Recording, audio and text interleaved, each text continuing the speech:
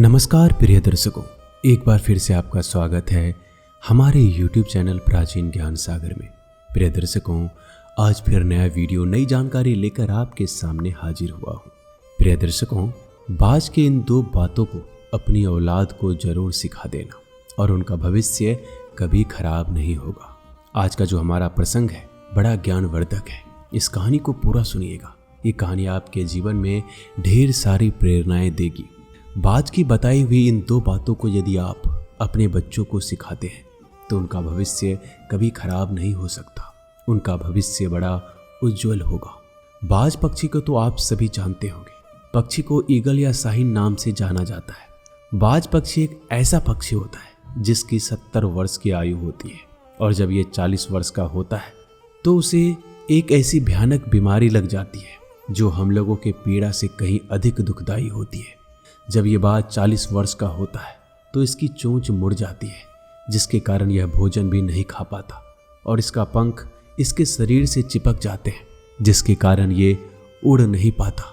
ऐसी खतरनाक बीमारी को पार करके अपना जीवन जीता है और अपनी संपूर्ण आयु पूरी करता है।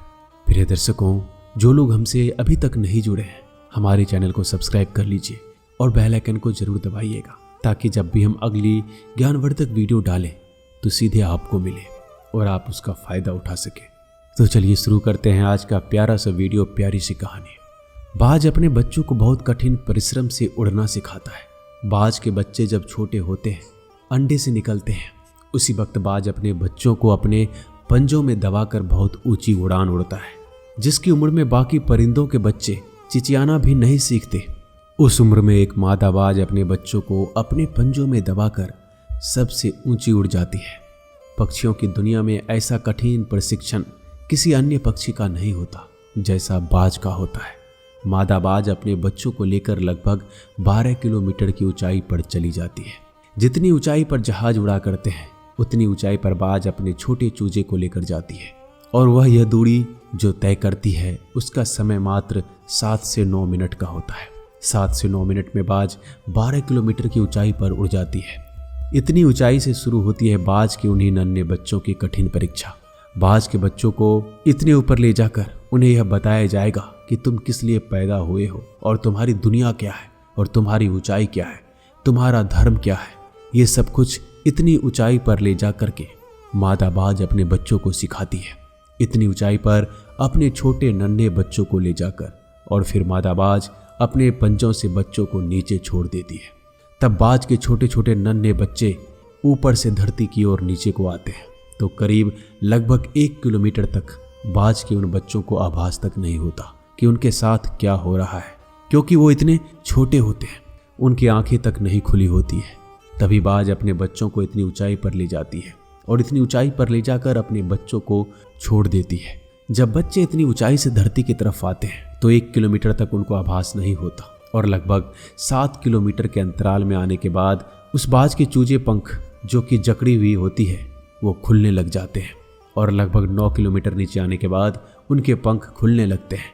प्रिय दर्शकों, बाज के बच्चों का जीवन का पहला दौर होता है जब बाज का बच्चा पहली बार अपनी पंख फरफराता है। अब धरती से बाज के बच्चे लगभग 3 किलोमीटर की दूरी पर है, लेकिन वो बच्चे अभी भी उड़ना नहीं सीख पाते हैं। जब धरती के बिल्कुल करीब आते हैं, जहाँ वो देखते हैं उनके स्वामित्व को, अब उनकी दूरी धरती से महज 700 से 800 मीटर की होती है, लेकिन उनका पंख इतना मजबूत नहीं हुआ कि वो उड़ सके। धरती से मात्र लगभग 400-500 मीटर की दूरी पर बाज के उन छोटे बच्चों को ये लगने लगता है कि उनकी ये अंतिम यात्रा है। फिर अचानक से एक पंजा आता है और वो पंजा अपनी गिरफ्त में उन छोटे बच्चों को ले लेता है और अपने पंखों के दरमियान समा लेता है। यह पंजा उनके माँ का होता है जो ठीक उनके ऊपर चिपक कर उड़ती रहती है। बाज के छोटे बच्चों की यह ट्रेनिंग निरंतर चलती रहती है और ये तब तक चलती है जब तक बाज का बच्चा उड़ना नहीं सीख जाता। बाज अपने बच्चों को रोज इसी तरह अपने पंजों में दबाकर 12 किलोमीटर की ऊंचाई पर उड़ जाती है और वहां से अपने बच्चों को छोड़ती है। जब धरती के नजदीक आते हैं तो बाज अपने पंजों में फिर से दबा लेती है। ये ट्रेनिंग रोज चलती है और ये तब तक चलती है जब तक बाज के बच्चे उड़ना नहीं सीख जाते। ये ट्रेनिंग एक कमांडो की तरह होती है। तब जाकर इस दुनिया को एक बाज मिलता है जो अपने दम पर अपने से 10 गुना अधिक वजन प्राणी का बड़ी आसानी से शिकार कर सकता है। एक समय की बात है एक व्यक्ति एक बाज से पूछने लगता है और कहता है कि तुम इतनी ऊंचाई उड़ान कैसे भर लेते हो? क्या तुम्हें डर नहीं लगता? क्या कारण है जो अन्य पक्षी तुम्हारी तरह नहीं उड़ सकते? बाज कहती है, मैं अपने बच्चों को उड़ना सिखाती हूँ। बड़ी मेहनत से, बड़ी परिश्रम से उनको ट्रेनिंग देती हूँ, उनको तैयार करती हूँ। तब जाकर मेरे बच्चे मेरे जैसे उड़ने लगते हैं और इतनी ऊंचाई पर चले जाते हैं जितनी ऊंचाई पर मैं उड़ सकती हूँ। लेकिन इस संसार में अन्य पक्षी अपने बच्चों को ट्रेनिंग नहीं देते हैं, इसलिए वो इतनी ऊंचाई पर नहीं उड़ सकते। फिर बाज एक कहानी सुनाने लगती है और कहती है कि मनुष्य इस कहानी को ध्यान से सुनिएगा। बाज कहने लगती है कि एक समय की बात है, एक वृक्ष में बाज के अंडे रखे हुए थे और उसी वृक्ष के नीचे मुर्गी के अंडे रखे हुए थे। तब बाज का अंडा गिरकर मुर्गी के अंडे में शामिल हो जाता है। समय निकलने के बाद अंडे फूटते हैं और अंडे में से बच्चे निकलते हैं। तब मुर्गी के पास जो बाज का अंडा था उससे बाज का बच्चा निकलता है। अब वो बाज का बच्चा मुर्गी के साथ रहता है और मुर्गी को ही अपनी मां समझने लगता है। जिस तरीके से मुर्गी जमीन खोदकर दाना चुगती है, उसी तरीके से वो बाज का बच्चा जमीन खोदकर दाना चुगता है। मुर्गी जितना उड़ान भरा करती है, उसके पीछे वो बाज का बच्चा भी उतना ही उड़ान भरा करता। जिस तरीके से मुर्गी बोला करती थी, उसी तरीके से बाज का बच्चा भी बोलने की कोशिश करता। वो बाज का बच्चा यदि बाज के पास होता तो वो लंबी उड़ान भरता, लेकिन उसको उड़ना सिखाने वाला कोई नहीं था। अब वो मुर्गी को ही अपनी मां समझता था, मुर्गी के पास ही रहता था, इसलिए उसके सारे लक्षण मुर्गी के जैसे ही थे। एक दिन वो बाज का बच्चा एक बाज को देखता है। बाज काफी ऊंचाई पर उड़ रही थी। उस बाज को देखने के बाद वो बच्चा अपनी मां यानी मुर्गी से कहता है कि मां, यह ऐसा कौन सा पक्षी है जो इतनी ऊंचाई पर उड़ रहा है? क्या हम इतनी ऊंचाई पर नहीं उड़ सकते? तब मुर्गी कहती है, नहीं बेटा, ये जो उड़ रहा है ये बाज है। इसकी उड़ान बहुत तीव्र होती है और बहुत ऊंची होती है। इसकी बराबरी हम तो क्या, कोई भी पक्षी नहीं कर सकता, इसलिए इसको देखना भी बेकार है। अब वो बाज का बच्चा अपनी माँ की यानी मुर्गी की बात सुनने के बाद चुप हो जाता है और सोचने लग सकता है कि हो सकता है ऐसा होता होगा। अब जो वो मुर्गी करती वही करता। मुर्गी जितना उड़ती वो भी उतना ही उड़ता। मुर्गी जिस तरीके से दाना पानी करती वो भी उसी तरीके से दाना पानी किया करता। बाज का बच्चा एक मुर्गी बन के रह जाता है। वह उसके जीवन में अपनी उड़ान को भूल जाता है, अपने कर्म को भूल जाता है, अपने धर्म को भूल जाता है। इसलिए बाज उस मनुष्य से कहती है, यदि वो बच्चा बाज के पास होता तो बाज के जैसा ही उड़ान भरता, लेकिन वो बाज का बच्चा मुर्गी के पास था, इसलिए मुर्गी जैसा बन गया। वो अपने जीवन में कभी नहीं उड़ सका, कभी भी आसमान को नहीं छू सका। वो अपना धर्म भूल गया, अपना कर्म भूल गया।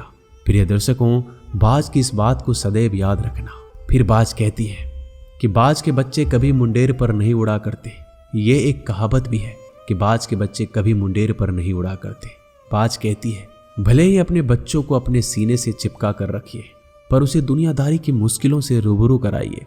अपने बच्चों को लड़ना सिखाइए, बिना आवश्यकता के संघर्ष करना सिखाइए। बाज कहती है कि वर्तमान समय की अनंत सुख सुविधाओं की आदत से, अपने माता पिता के बेहिसाब लाड़ प्यार ने आपने बच्चों को मुर्गी जैसा बना दिया है, जिसके पास मजबूत टंगड़ी तो है मगर चल नहीं सकता, वजनदार पंख तो है लेकिन उड़ नहीं सकता। गमले में लगा पौधा और जंगल में उगा पौधा, दोनों में दिन रात का अंतर होता है। यदि आप अपने बच्चों की लंबी उड़ान भरना देखना चाहते हैं, अपने बच्चों को बचपन से ही परिश्रम करना सिखा दीजिए, बचपन से ही संघर्ष करना सिखाइए, बचपन से ही मुश्किलों से लड़ना सिखा दीजिए। आपके बच्चों का भविष्य बिल्कुल सही होगा। आपके बच्चों का भविष्य कभी खराब नहीं हो सकता। यदि आप अपने बच्चों को मुश्किलों से लड़ना नहीं सिखाएंगे, उसे परिश्रम करना नहीं सिखाएंगे, तो आपके बच्चों का भविष्य खराब होने से कोई नहीं बचा सकता। बाज की इन बातों को आप सदैव याद रखना। हम उम्मीद करते हैं प्रिय दर्शकों की आपको ये जानकारी पसंद आई होगी। मिलते हैं नई ज्ञानवर्धक वीडियो के साथ। धन्यवाद।